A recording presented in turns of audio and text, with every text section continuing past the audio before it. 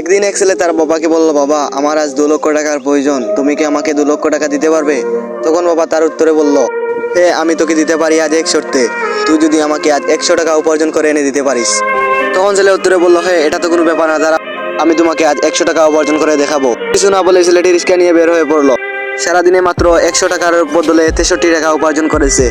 প্রায় বিকাল হয়ে পড়লো, তখন ছেলেটি ভাবল, আমি তো আজ সারাদিনে মাত্র 63 টাকা উপার্জন, এই 63 টাকা নিয়ে বাবার কাছে কিভাবে যাই, আর বাবা কিবা বলবে। তাই ছেলেটি কিছু না ভেবে আরো কিছু টাকা উপার্জন করার জন্য বের হতে লাগলো। তখন ছেলেটি রাত হয়ে গেল।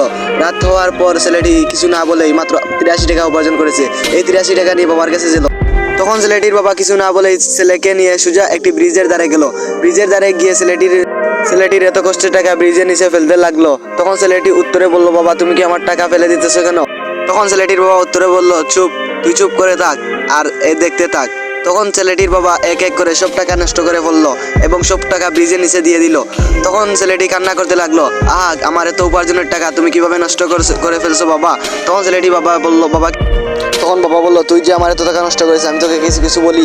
তখন ছেলেটি ভুল বুঝতে পেরে তার বাবাকে জড়িয়ে ধরে বলল, বাবা আমার ভুল হয়েছে, তুমি এত কষ্ট করে টাকা উপার্জন করো আর আমি তোমার টাকা এভাবে উড়াই, তো আমার ভুল হয়েছে, তুমি আমাকে ক্ষমা করে দাও। তখন ছেলেটির বাবা বলল, হে তুই যে তোর নিজের ভুলটা বুঝতে পেরেছিস এটাই অনেক, আর আমি তোকে এটাই বোঝানোর চেষ্টা করছিলাম। এটা হলো গল্পের প্রথম পার্ট। দ্বিতীয় পার্ট দেখতে হলে আমার চ্যানেলটা সাবস্ক্রাইব করো।